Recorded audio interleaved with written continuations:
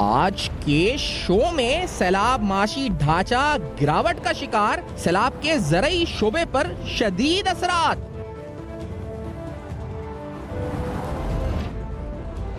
महंगाई के दबाव में मुमकिन इजाफा, शरह नमू को 4.2% से कम किए जाने का इम्कान।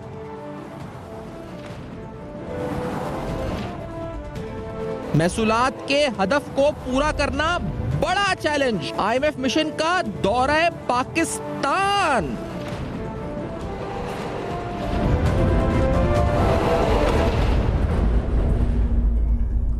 अस्सलाम वालेकुम। पस पर्दा हकायक सनसनीखेज इंकशाफात, प्रोग्राम बेनकाब। मैं हूं आपके साथ सैफान खान। IMF का मिशन तो है दौरा, लेकिन पाकिस्तान को सैलाब से माशी एदादो शुमार के मुताबिक कितना नुकसान पहुंचा है, तखमीने क्या हैं, और खास तौर पर जिन इकोनॉमिक इंडिकेटर्स को हम देखते हैं पाकिस्तान में, माशी जो हमारी परफॉर्मेंस है या स्कोर कार्ड है, उस हवाले से कौन से अहम इंडिकेटर्स पर कितना ज्यादा इंपैक्ट पड़ सकता है। यानी मिसाल के तौर पे आज ज़रई शोबे के अंदर इमरजेंसी नाफिज करने के हवाले से एक बात हुई सेनेट में, और इसी तरह ज़रई शोबे को कहा जा रहा है कि बहुत ज्यादा नुकसान मुमकिन तौर पर मौजूदा सैलाब का आ सकता है। तो ये एग्रीकल्चर ग्रोथ पर किस तरह इंपैक्ट कर सकता है, जीडीपी ग्रोथ रेट पर इसका क्या असर पड़ सकता है, शरह नमू पर, महंगाई पर इसका असर क्या पड़ सकता है। एक आम आदमी, एक आम सारिफ क्या जहन बनाए कि खास तौर पे फूड इन्फ्लेशन की एक लहर आएगी और वो महंगाई को दोबारा से इस वक्त बेकाबू कर देगी, जो पहले हमने देखा है कि गुज़िश्ता सालों में सूरत-ए-हाल रही, क्योंकि ऑलरेडी लोगों की इकोनॉमिक बैकबोन या इकोनॉमिक जो इस वक्त सर्वाइवल है वो बहुत मुश्किल से हुआ है। तो मौजूदा सूरत-ए-हाल में फ्लड्स का इंपैक्ट क्या हो सकता है। IMF की जो $1.1 बिलियन की ट्रांच है नेक्स्ट, उस हवाले से जो महसूलात हैं, यानी जो आपके टैक्स रेवेन्यूज हैं, उनके अहदाफ का हुसूल कितना मुमकिन नजर आता है, यानी कहां पर डेडलॉक हो सकता है हमारा IMF के साथ, वो कौन से अहम इंडिकेटर्स हो सकते हैं जिसपे हम ये कह सकते हैं कि IMF के साथ हमारे मुज़ाकरात तात्तुल का या किसी रुकावट का शिकार हो सकते हैं। खास तौर पे वो जो उनकी रिपोर्ट है, असेसमेंट रिपोर्ट, जिसके शाया होने पर कहा जाता है कि हमारे और उनके दरमियान डेडलॉक है, इस पर भी गुफ्तगू करते हैं। डॉक्टर वसीम शाहिद मलिक साहब से प्रोग्राम का आगाज करते हैं, माहिर माशी उमूर के। वसीम साहब, पहले तो जीडीपी से शुरू करें, कहां पर ये कह रहे हैं 4.2% से डाउनवर्ड रिवाइज करने लगे, फ्लड्स का इंपैक्ट पड़ा क्या, किस शोबे पे, जीडीपी पे क्या इंपैक्ट पड़ेगा, पहले बताएं डॉक्टर साहब। जी, सबसे पहले तो ये बड़ा इंपॉर्टेंट है कि हमारी जीडीपी के अंदर तीन ही बेसिकली सेक्टर्स होते हैं, एग्रीकल्चर, इंडस्ट्री और सर्विसेज सेक्टर। हमारा जो एग्रीकल्चर सेक्टर है वो तकरीबन हमारी कुल जीडीपी का 24% है, यानी कि 1/4, एक क्वार्टर जो है वो हमारी जीडीपी का एग्रीकल्चर है।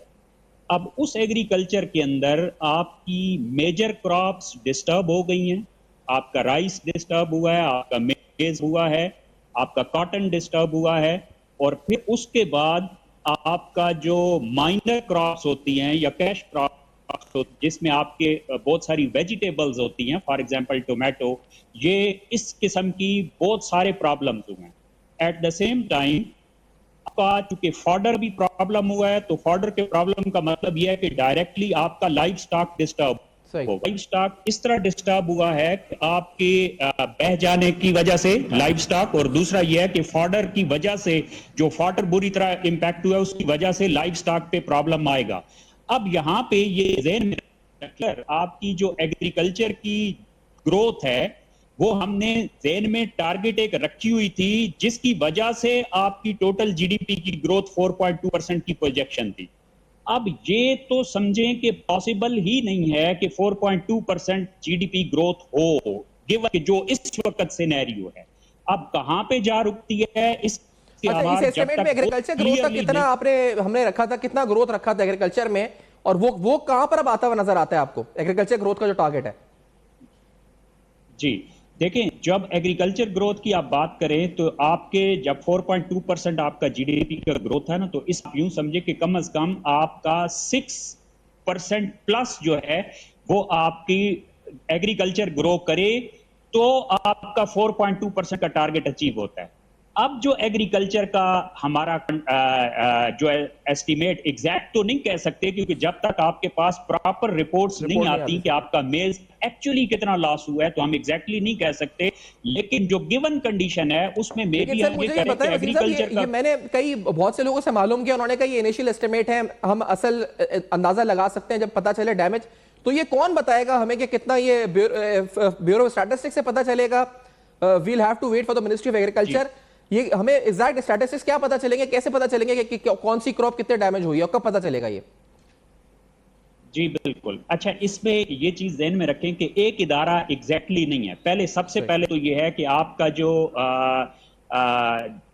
National disaster management authority NDMA, जी। बेसिकली तो आपके पास इनिशियल एस्टिमेट्स जो है या मेनली जो आपके डैमेजेस हुए हैं वहीं से ही डेटा आएगा।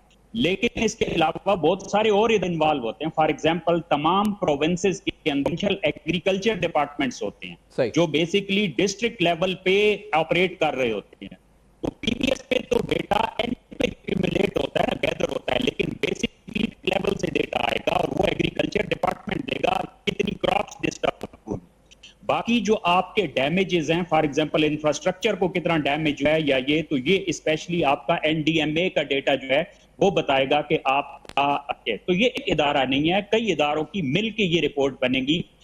और एक जो आपका प्लानिंग मिनिस्ट्री है, प्लानिंग कमीशन के आता है कि एक कमेटी बनेगी जिसके अंदर कई इदारे काम करेंगे और उससे आपका फाइनल एस्टिमेट निकलेगा।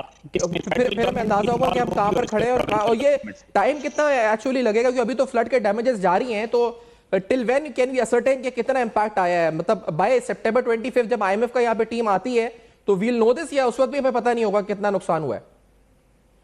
देखिए, जब भी फ्लड्स आते हैं या कोई भी नेचुरल डिजास्टर आता है तो पहला जो है वो तो सबसे पहले रेस्क्यू किया जाता है। तो जब गवर्नमेंट रेस्क्यू ऑपरेशंस में लगी, गवर्नमेंट रिलीफ पैकेजेस में लगी हो, जिन लोगों को रेस्क्यू करना है, उनको सहारा देना है, उसमें तो एस्टिमेट्स एकदम से नहीं होती। अगर आप बहुत क्विक, आप कहें ना कि हम बहुत क्विकली काम करें, मेट निकालें, तो बड़ी मुश्किल से IMF ने जो सितंबर के लास्ट वीक में तब तक मे बी एस्टिमेट्स आ सकें, जबकि कम से कम महीना लग सकता है। मतलब वो तमाम एस्टिमेट्स के मुताबिक भी हम 4.2% के नजदीक भी नहीं होंगे, इसका मतलब शरह नमू में। और महंगाई की शरह की अगर बात करें तो वो बड़ा एक खास मौजू है और हर आदमी परेशान है महंगाई से। और यहां पर बहुत से स्पेकुलेटर्स ने पहले से कीमतें बढ़ा दी हैं चीजों की। तो अभी महंगाई का कितना इंपैक्ट आना है और कहां कहां इंपैक्ट आना है, किस चीज पर आना है ज्यादा? जी बिल्कुल।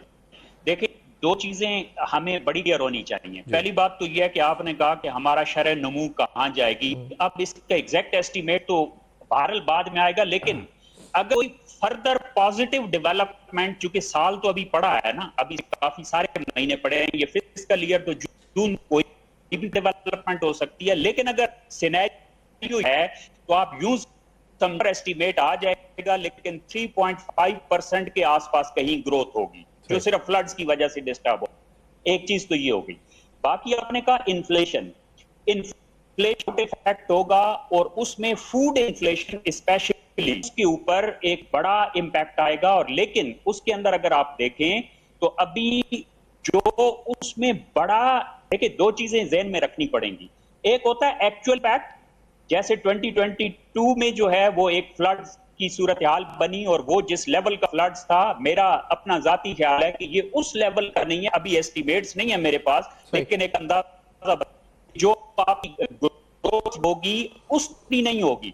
तो बेसिकली लोग जो एंटीसिपेशन एक्सपेक्टेशंस में प्राइसेस लेते हैं या चीजें स्टॉक कर लेते हैं, उसका एक अपना इंपैक्ट हो सकता है। लेकिन अगर आप प्योरली फ्लड्स की बात करें तो इस वक्त एक बात यह है कि हम इस वक्त तकरीबन अपनी तारीख के लो इन्फ्लेशन रेजीम से गुजर रहे हैं। अभी आप नहीं, लेकिन आप ये कह रहे हैं कि फ्लड्स का इंपैक्ट, जो फ्लड्स का इंपैक्ट नहीं, महंगाई पे अभी जो इंपैक्ट आया है वो स्पेकुलेशन का इंपैक्ट आया है, होर्डिंग का इंपैक्ट आया है, ये बात है।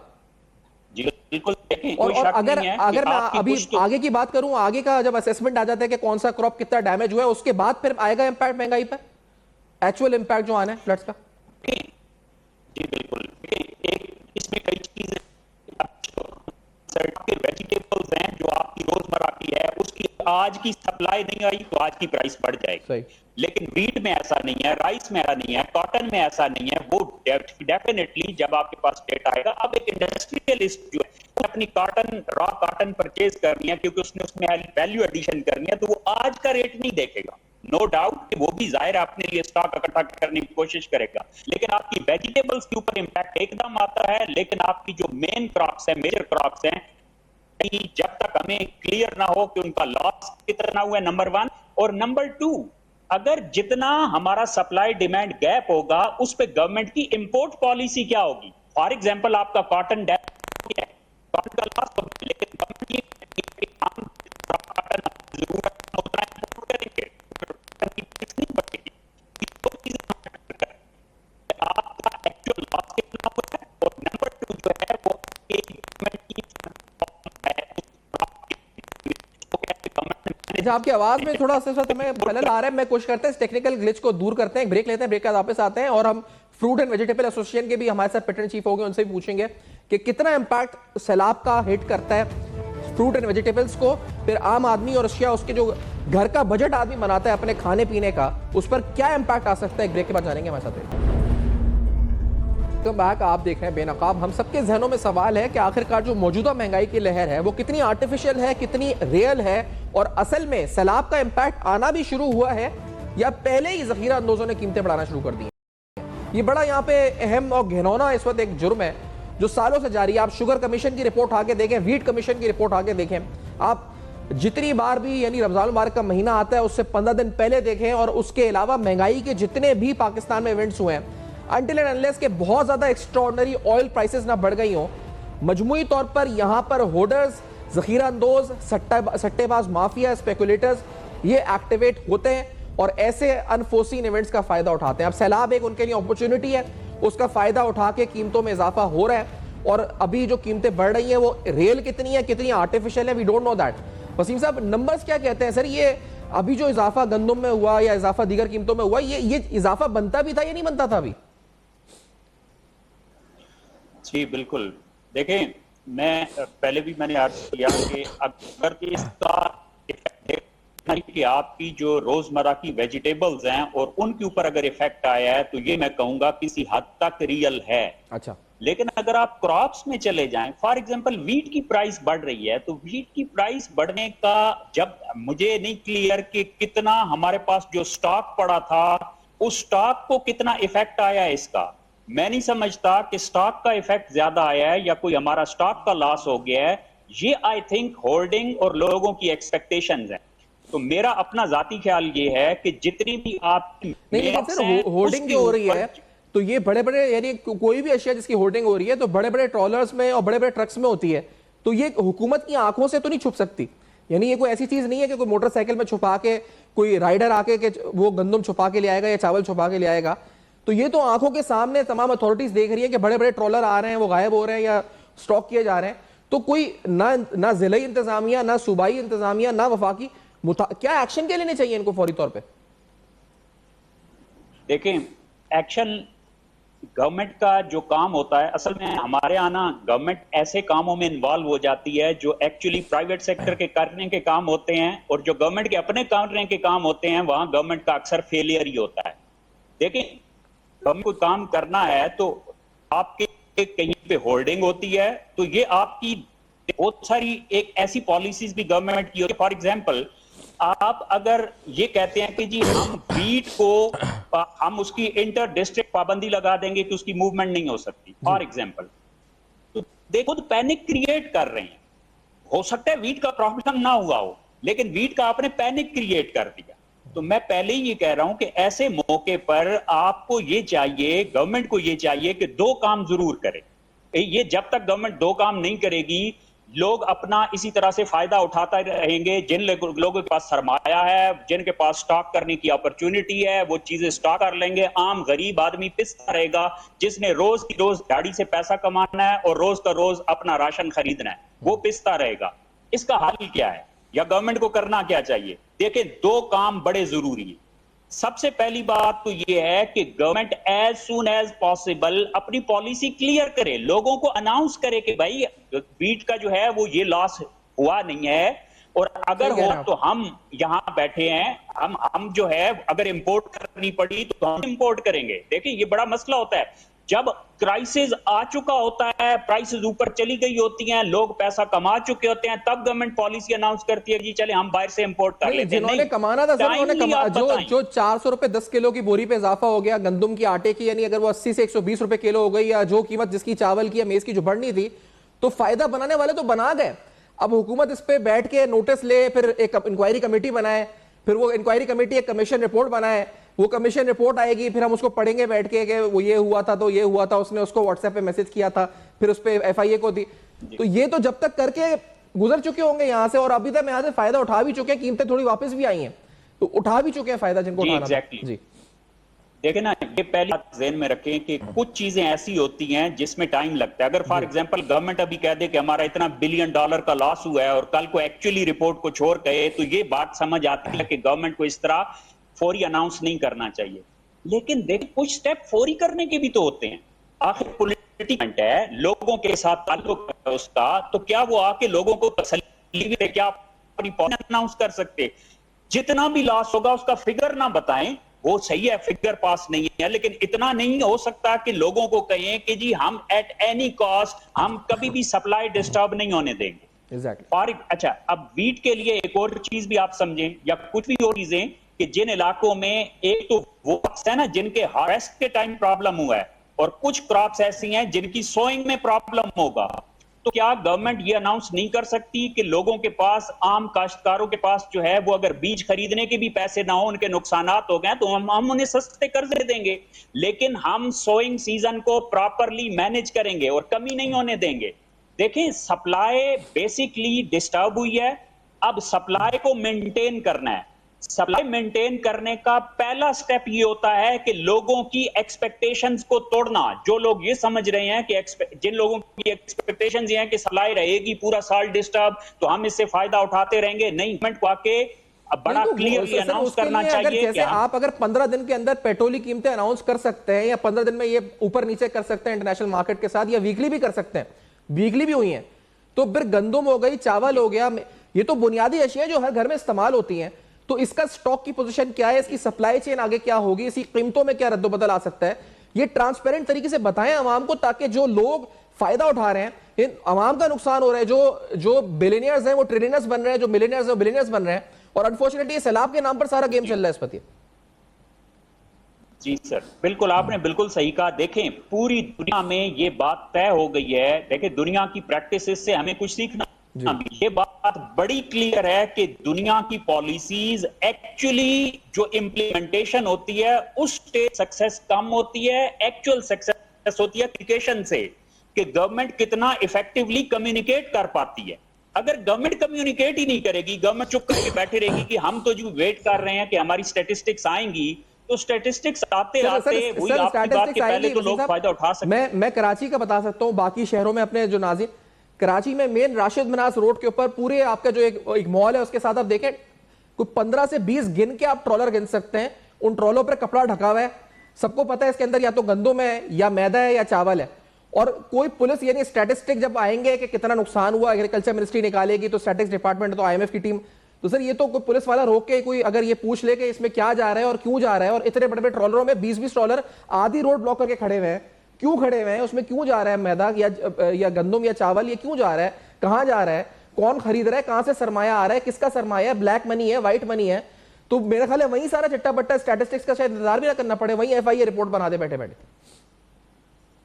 जी बिल्कुल, आपने बिल्कुल सही कहा। देखिए, मैं जो बात कर रहा था ना, मैंने कहा दो बातें इंपॉर्टेंट हैं, एक तो है कम्युनिकेशन, और दूसरा फिर गवर्नमेंट का काम होता है कि गवर्नमेंट हर ऐसी चीज में खुद कूद आती है कि फॉर एग्जांपल हमने ये करना है वो करना है, जिसमें गवर्नमेंट का काम भी नहीं होता। तो यहां तो गवर्नमेंट का काम है, ये गवर्नमेंट, देखें, जब आप कहते हैं कि जी हम कार्टेल्स नहीं बनने देंगे, तो कार्टेल्स का सिर्फ ये मतलब तो नहीं होता कि कोई बड़ी बड़ी कार्टेल्स बनते हैं, ये इम्प्लिसिट कार्टेल्स होते हैं। फॉर एग्जाम्पल, लोग मिलके भी नहीं काम कर रहे, लेकिन जिसके पास सरमाया है, जिसके पास अपॉर्चुनिटी है, वो स्टॉक कर लेता है, और एक इम्प्लिसिट कार्टेल बन गया है वीट को स्टॉक करने का, किसी और क्रॉप को स्टॉक करने का। तो क्या गवर्नमेंट का ये काम नहीं है? मैं ये समझता हूं कि अगर गवर्नमेंट ये फौरी दो काम नहीं कर सकती, कि एक फौरी कम्युनिकेट नहीं कर सकती प्रॉपरली, इंफॉर्मेशन मिनिस्ट्री का और क्या काम होता है, क्या आप प्रॉपरली कम्युनिकेट करें। आप 1 महीना यही लोगों को कहते रहेंगे कि जी हम अंदाजा लगा रहे हैं कितने प्रॉब्लम है, कितने डैमेजेस हुए हैं, कितने लॉसेस हुए हैं, फिर आप इंटरनेशनल कम्युनिटी से जाके अपनी हेल्प मांगने की कोशिश करें। ये बातें सारी सेकेंडरी हैं। सबसे पहला काम ये होता है कि आप लोगों को बताएं कि ठीक है लेकिन ये चीज है। और सबसे बड़ी बात ये होती है कि आप अपनी पॉलिसी तो क्लियर कर सकते हैं ना, पॉलिसी क्लियर करने के लिए आपको ये जो उसके बाद होगा ना कि ये फूड इन्फ्लेशन का एक सैलाब आएगा, फिर यानी फूड इन्फ्लेशन बढ़ेगी आर्टिफिशियली, फिर इन्फ्लेशन के नंबर्स बढ़ेंगे, फिर इंटरेस्ट रेट बढ़ेंगे, फिर बैंक्स अपने स्प्रेड कमाएंगे। मतलब सब यहां पर एक नीचे से लेके ऊपर तक जो इसमें बेनिफिशरीज होगा, इंक्लूडिंग जब इंटरेस्ट रेट बढ़ेंगे इन्फ्लेशन के बाद, आईएमएफ कहेगा इतना बढ़ गया, चले जी अब आप स्टेट बैंक ये करे, शाबाश, फिर दोबारा, तो ये तो पूरा स्पाइरल होगा। फिर उसके बाद अनएम्प्लॉयमेंट बढ़ेगी और फिर इंडस्ट्रीज बैठेंगी। तो ये जो स्पेकुलेशन हुई during these days, it will impact the economies for coming months, for years, जो इसका इंपैक्ट आना है। देखिए, ये आपने इंतहाई अहम तरीन नुक्ता उठाया, क्योंकि पहले आप पूछ रहे थे कि इस वक्त गवर्नमेंट को क्या करना चाहिए, तो मैं उस पर कर रहा था बात, लेकिन ये जो अब आपने नुक्ता उठाया ये बहुत इंपॉर्टेंट है और इसमें भी एक बड़ी क्लैरिटी लाने की जरूरत है। देखें, दुनिया के सारे सेंट्रल बैंक्स जो हैं उनके पास एक ही इंस्ट्रूमेंट होता है कि वो इंटरेस्ट रेट बढ़ा दें और इंटरेस्ट रेट बढ़ा के डिमांड मैनेज करें। लेकिन हमें बड़ा क्लियरली इस वक्त ये बात समझ आइए कि हमारा ये प्रॉब्लम, ये फ्लड्स का प्रॉब्लम सप्लाई का है। तो अगर इस वक्त हमारा मिशन बढ़ता है और आईएमएफ के साथ ये प्रॉपरली अपना पॉइंट नहीं रेज कर पाते और उसको ये कम्युनिकेट नहीं कर पाते कि हमारा सप्लाई का इतना लॉस हो गया है, अगर हम इस वक्त अपने किसान को सस्ते रेट पर कर्जा नहीं दे सकेंगे तो इससे तो फिर और इंटेंसिफाई होगा प्रॉब्लम, ये प्रॉब्लम सॉल्व तो नहीं होगा। फॉर एग्जाम्पल, अगर इंटरेस्ट रेट बढ़ा देता है स्टेट बैंक इन्फ्लेशन को देखते हुए, और नो डाउट इन्फ्लेशन के साथ इंटरेस्ट रेट बढ़ता है, लेकिन सवाल यह कि गरीब ने गंदम खरीदनी है, उसका इंटरेस्ट रेट से क्या ताल्लुक है? एक आम बंदे ने जो है वो अपनी वेजिटेबल्स खरीदनी है, टमाटर खरीदने हैं, आलू खरीदने हैं, उसका तो डायरेक्ट इंटरेस्ट से ताल्लुक नहीं है। तो मेरे ख्याल में यहां पे ये बात बड़ी क्लियर होनी चाहिए कि जब तक ये हमें क्लियर ना हो जाए कि कोई डिमांड का प्रेशर भी है और वो चीजें जो इंटरेस्ट रेट के साथ लिंक्ड हैं, अगर आप फिर वो ये जो इतनी डेप्थ में जाने के तो समझने के लिए उनको बैठना पड़ेगा। जो मॉनेटरी पॉलिसी कमेटी है वो तो सिर्फ नंबर देखेंगे, हेडलाइन इन्फ्लेशन इतने आ गई, हमारा टारगेट ये था, वो टारगेट्स को सरपास कर गई, so we have to review our monetary policy. और वो भी तो एक कार्टेल है ना सर, उसके पीछे जो पूरा बैंक्स हैं, फिर उसके पूरा एक कार्टेल है जो फिर उससे फायदा उठाएगा इंटरेस्ट रेट बढ़ने से। तो और फिर वो जो कंसेशनल लोन है जिसकी आप बात कर रहे हैं, तो वो तो तारीख में बहुत लोगों को मिले हैं। वो इमरान खान के जमाने में भी एक मिले हैं टेक्सटाइल सेक्टर को $3 अरब के मुफ्त में कर्जे, और वो मिले उन्हीं 100-150 यूनिट्स को जो सालों से अशराफिया में रहे हैं। तो वो छोटे किसान को कर्जे मिलेंगे, ये होगा, ये तो नहीं, कर्जे मिल भी जाएंगे सैलाब के नाम पे, लेकिन वो भी अल्हम्दुलिल्लाह उन्हीं लोगों को मिलेंगे जो ऑलरेडी इससे मिंट कर चुके होंगे पैसा, और वो इस वक्त वो जिसे कहते हैं कि पैसा बना चुके होंगे। तो अनफॉर्चुनेटली यही साइकिल नजर आता है, आपको नजर आता है यही होता हुआ नजर आ रहा है ये स्पाइरल? यही शो करी है, इसको शक नहीं है, लेकिन मेरा जहां तक ख्याल है ये हम कम अज कम एकेडमिकली ये आईएमएफ के साथ ये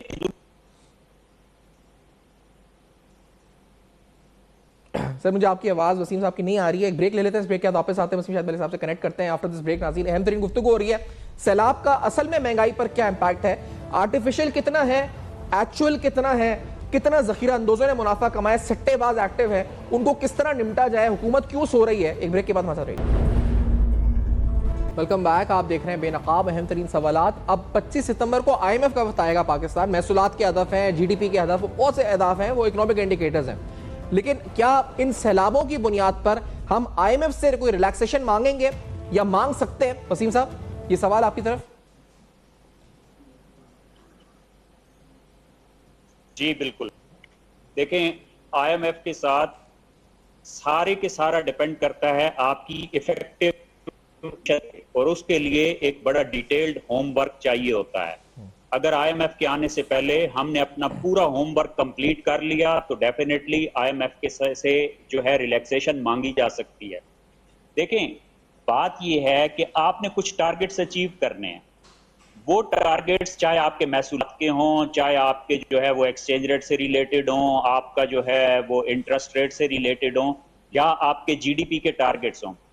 देखें, आईएमएफ के साथ हमारे टारगेट्स पहले ही अगर हम इसको समझने की कोशिश करें तो वो एज परसेंटेज ऑफ जीडीपी तय होते हैं, वो कोई एब्सोल्यूट नंबर नहीं होते। ऑल्दो हमारे बजट डॉक्यूमेंट में एब्सोल्यूट नंबर आता है, मसलन हमने 14,131 अरब का अगर टारगेट रख लिया रेवेन्यूज का, तो आईएमएफ के साथ हमारी negotiations as percentage of GDP होती हैं।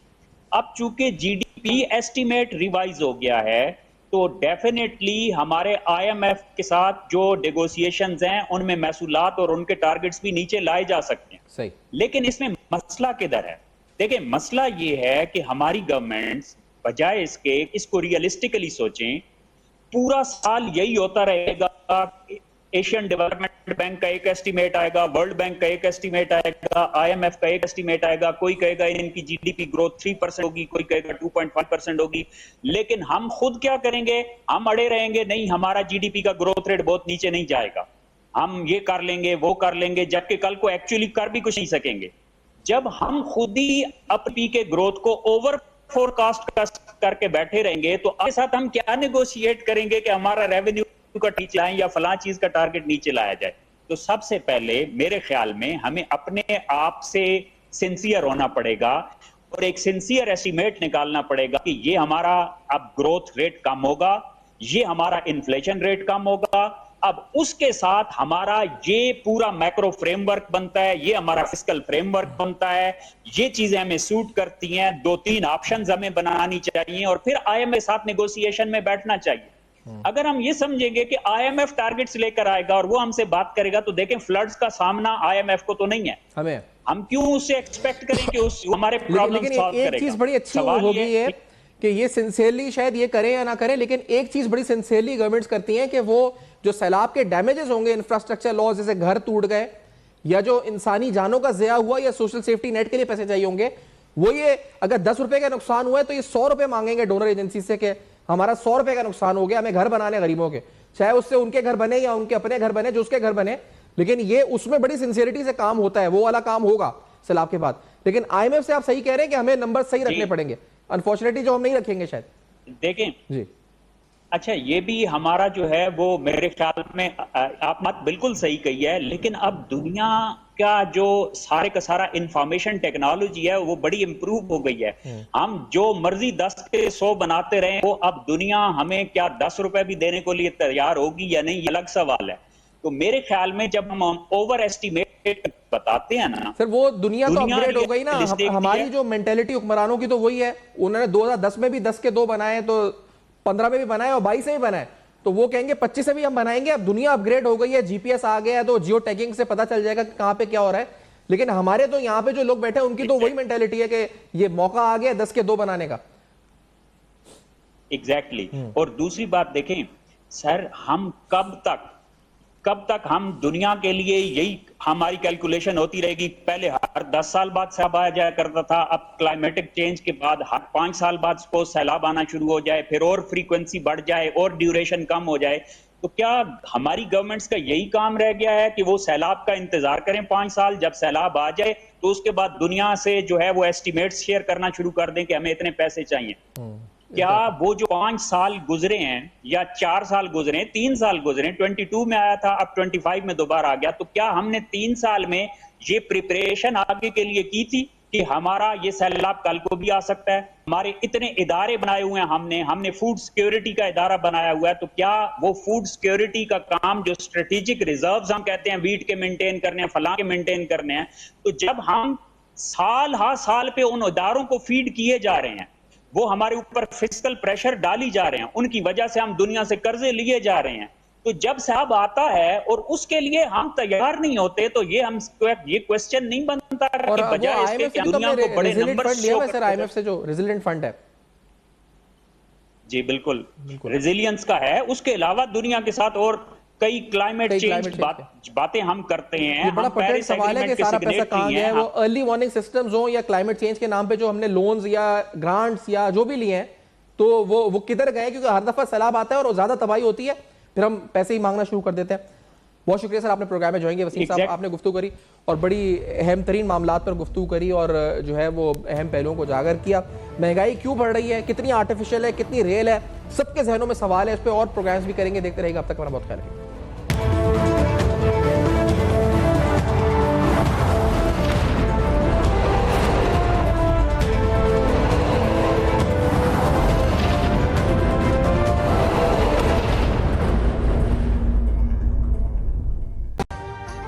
अभी सब्सक्राइब करें ताकि कोई खबर रह न जाए।